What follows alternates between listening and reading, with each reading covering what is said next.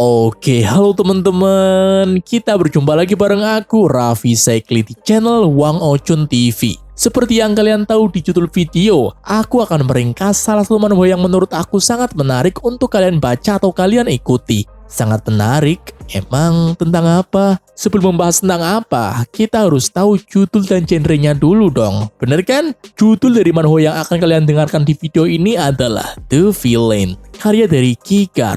Manhwa ini berada di naungan Tomich versi Korea dan versi Inggris. Manhwa The Villain lahir pada tahun 2018 dengan genre action and school life. Oh iya, karena versi Inggrisnya sudah cukup jauh, aku akan menggunakan nama versi Inggrisnya ya, oke? Bukan versi Koreanya. The Villain, karangan dari Kikar ini menceritakan tentang karakter utama yang bernama Brain Khan yang terlalu bosan dengan daerah yang dia kuasai. Dan dia akhirnya memutuskan untuk pindah mencari tantangan baru. Ya, itulah sedikit sinopsis tentang manhwa The Villain, karangan Kikar. Namun sebelum kita mulai, buat kamu yang baru mampir atau belum subscribe, sekarang langsung klik subscribe ya. Lalu tekan lonceng notifikasi dan kemudian pilih semua, supaya kamu mendapatkan notifikasi ketika aku upload video baru, oke? Kisah ini dimulai dengan dua orang lelaki yang sedang duduk di depan outlet. Dua orang itu bernama Brain Khan dan Austin.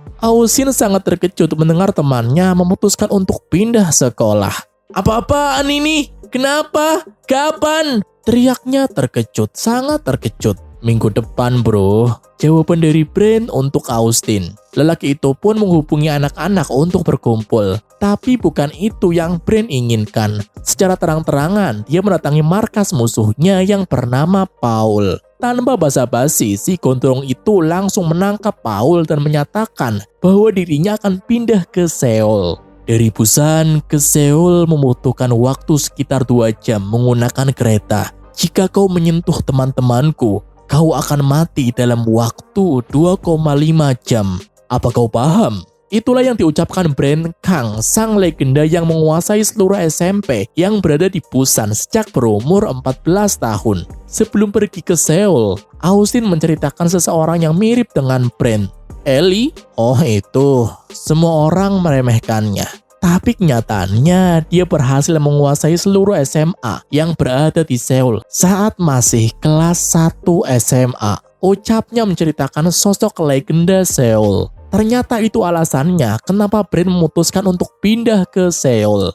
SMA SY, tempat berkumpulnya orang-orang kuat di SMP. Ada Zain yang menguasai kelas 1 ruangan 13, Rory menguasai kelas 1 ruangan 8, Owen menguasai kelas 1 ruangan 7, Lois menguasai kelas 1 ruangan 8, dan Josh menguasai kelas 1 ruangan 4. Namun hal yang tak terduga terjadi. Zain yang menguasai kelas 1 ruangan 13 itu dikalahkan oleh kutu buku berbadan besar. Beruntung Josh berhasil menyelamatkan nyawa Zain. Mendengar kabar itu, Rory sangat terkejut dan dia segera melihat kondisi Zain di UKS. Zain menjelaskan orang yang mengalahkannya pada Owen dan Lois, sekaligus memperingati mereka berdua untuk tidak menyentuhnya.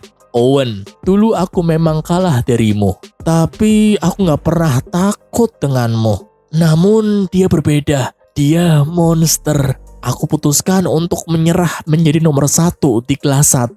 Aku gak mau bertarung dengan orang itu lagi. Ucapnya memperingati teman-temannya. Mendengar hal itu, Owen, Lois, dan Rory yang baru datang itu sangat penasaran dengan orang yang mengalahkan Zain, yang mana dia bernama Gabeji. Di luar ruangan 13 sudah banyak anak-anak yang sedang berkumpul. Ternyata Josh sedang berusaha untuk menantang Gabeji untuk bertarung dengannya. Namun Gabeji tidak menanggapinya. Josh dengan segala cara berusaha memprovokasi Gabe. Namun Gabe tidak mau bertarung. Melihat Josh akan menggunakan kursi, Rory menghentikannya. Alhasil mereka berdua bersitegang dan Josh memukul Rory untuk mengawali pertarungan. Hendak membalas, Owen menghentikannya. Owen menyuruh mereka untuk bertarung minggu depan di Rose Park. Dengan terpaksa, mereka berdua setuju dan pergi dari kelas itu. Sementara Owen menganalisis tubuh Gabeji yang besar dengan kombinasi antara otot dan lemak.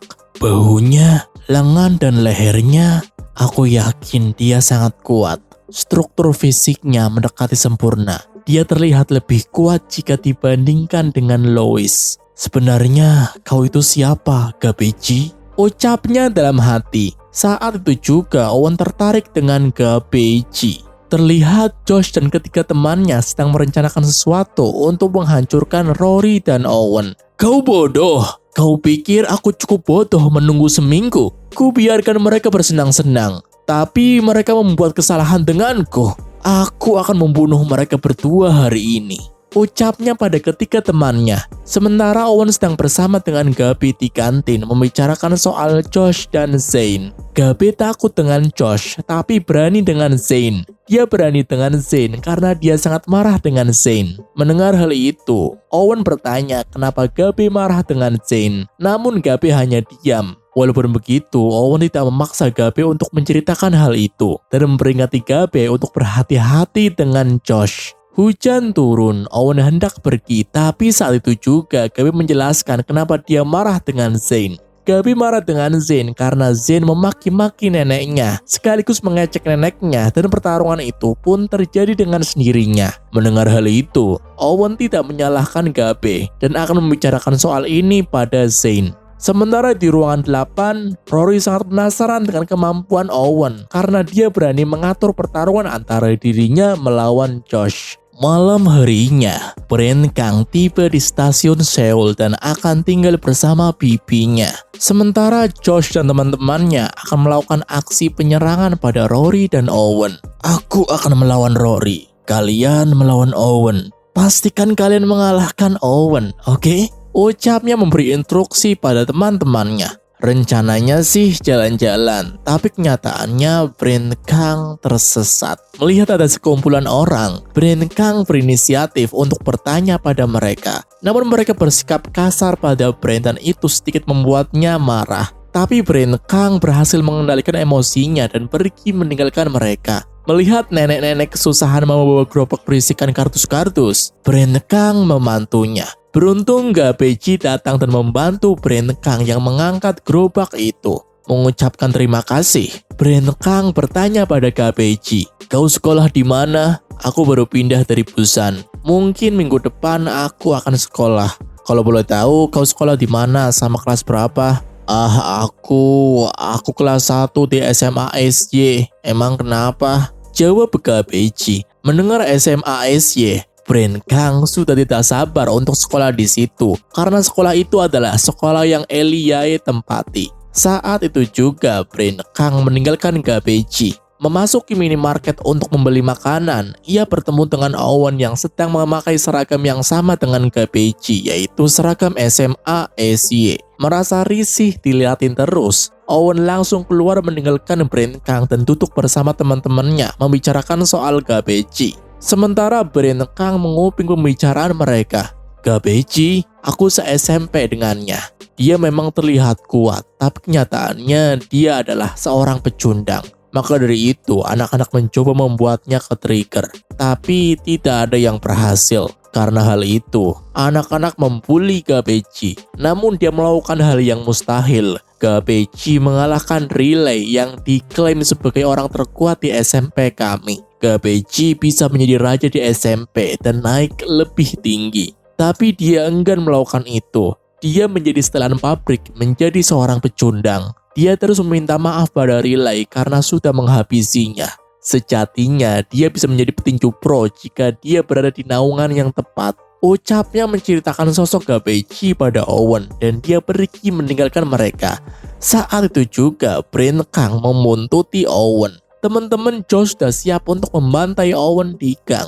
Di sisi lain, Owen sudah berhasil menghancurkan Rory menggunakan pipa besi. Owen sedang dikepung oleh teman-teman Josh. Kenapa aku yang kalian serang? Kenapa bukan Rory? Tanya Owen pada mereka. Jangan kau pikirkan itu. Josh sudah menanganinya. Mungkin sekarang dia sudah mengalahkannya. Ucapnya, lalu pipa besi melayang, tapi Owen berhasil menghindar. Suara tertawa dari Brent Kang membuat mereka kebingungan, tapi ternyata dia hanya melewati mereka dan mendatangi orang itu.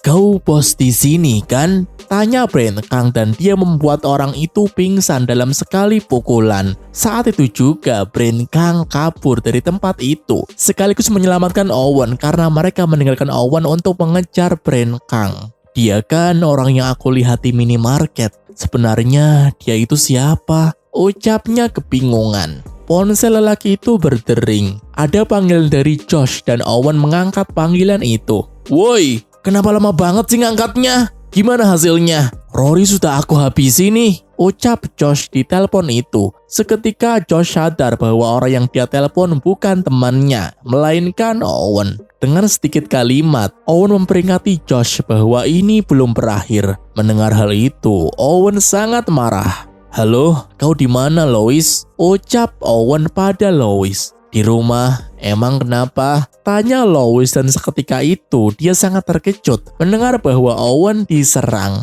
Owen pun menjelaskan bahwa dia ditolong oleh seseorang, sekaligus bilang bahwa Lois harus bersiap-siap untuk sesuatu yang akan terjadi. Sementara Josh dan teman-temannya membangunkan Alex, lelaki yang Brand pukul. Siapa lelaki yang memukulmu? Wajahnya gimana? Apa di sini ada yang mengenalinya? Ucap Josh pada mereka dan mereka menjelaskan ciri-cirinya. Ciri-ciri Brand Kang yaitu rambutnya panjang, tidak terlalu tinggi, bukan orang Seoul karena mereka pertama kali melihat Brand Kang, dan dia mempunyai aksen atau logat bicara. Setelah itu, Josh menyuruh mereka untuk pulang. Josh yang hendak pulang pun dihadang oleh Brand Kang. Hei kawan, apa kau tahu jalan untuk pergi ke stasiun Seoul? Ucap Brand Kang dan saat itu juga Josh menyadari bahwa orang yang berbicara dengannya adalah orang yang memukul Alex. Setelah komat kamit Mbah Dukun baca mantra, Josh memukul Brand Kang. Namun pukulan selanjutnya berhasil dihindarinya sekaligus melakukan counter attack. Memang Josh berhasil memblokir pukulan Brand, tapi terlihat dari ekspresinya, dia terlihat kesakitan. Karena banyak orang yang menonton, Brand Kang ingin udahan dan dia berjanji akan melanjutkan pertarungan di SMA SY karena Brand Kang akan pindah ke sekolahan itu. Woi, janganlah merekam. Kita teman, gak ada kelahi-kelahi. Cabut dulu ya, sampai ketemu di sekolah, kawan. Ucap Brand Kang meninggalkan Josh. Benar saja, tangan kiri Josh bergetar kesakitan akibat memblokir pukulan Brand Kang. Keesokan harinya, Owen menjenguk Rory dan menceritakan kisahnya yang hendak diserang oleh antek-anteknya Josh. Tapi bagaimana bisa kau baik-baik saja? Apa kau mengalahkan mereka semua? Ucapnya penasaran. Tentu saja tidak. Aku dapat sedikit bantuan dari seseorang. Aku nggak kenal siapa dia. Ya intinya dia hanya orang yang lewat. Itu saja. Ucap Owen padanya. Owen juga akan membalas apa yang dilakukan oleh Josh. Mendengar hal itu, Rory juga ingin balas dendam dengan Josh. Terserah kau, yang penting kau cepat sembuh, ucapnya. Lalu Owen meninggalkan Rory. Keluar dari rumah sakit itu, Owen menghubungi Lois untuk mengatur rencana membalas perlakuan Josh beserta antek-anteknya pada dirinya dan Rory. Owen akan menyerahkan Josh pada Rory, sementara dirinya akan mengurus antek-anteknya Josh. Ironi di atas ironi, Owen menemukan salah satu antek-anteknya Josh dan memanggil Lois untuk mengurus bersamanya. Beberapa pertanyaan sudah Owen layangkan, tapi orang itu tidak mau buka mulut. Alhasil Owen tanpa belas kasih mematahkan tangan lelaki itu. Bukan hanya dia saja, tapi mereka berdua juga mengincar anak buah Josh yang lainnya untuk dieksekusi. Owen mematahkan tangan mereka sembari memperingati mereka. Akhirnya sekarang kita bisa beristirahat, ucapnya setelah meminum minuman bersoda. Sementara tangan kiri Josh lebam akibat memblokir pukulan Brand Kang. Di rumah sakit, Rory merayu ibunya supaya diizinkan masuk sekolah.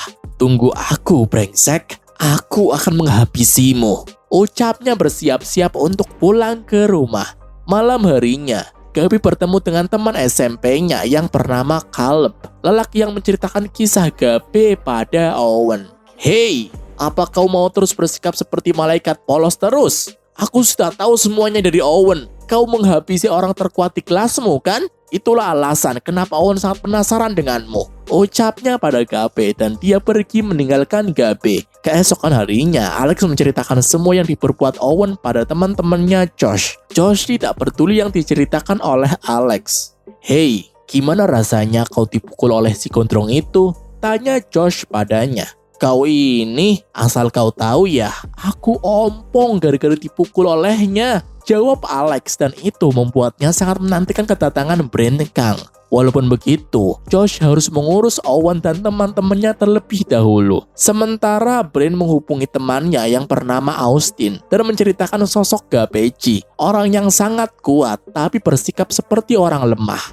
Bersambung. Gimana? Seru nggak? Sang raja yang sudah menguasai seluruh SMP yang ada di Busan memutuskan untuk pindah ke Seoul, mencari tantangan baru sembari mencari sosok Lee Yae, sang legenda Seoul. Episode selanjutnya kita akan diceritakan kenapa Gabeji bisa mengalahkan Riley, lelaki yang diklaim sebagai lelaki yang terkuat di SMP Mae, SMP yang Gabe dan Riley huni. Aku akan menceritakan itu di video selanjutnya, karena durasi video ini sudah cukup panjang, bener kan? Terima kasih sudah menonton video ini. Jika kamu menyukai video ini, jangan lupa klik like, comment, and share ke teman-teman kamu. Sekali lagi, terima kasih sudah menonton video ini. Aku izin pamit, aku Raffi Sekli. Kita berjumpa lagi di next video. Oke?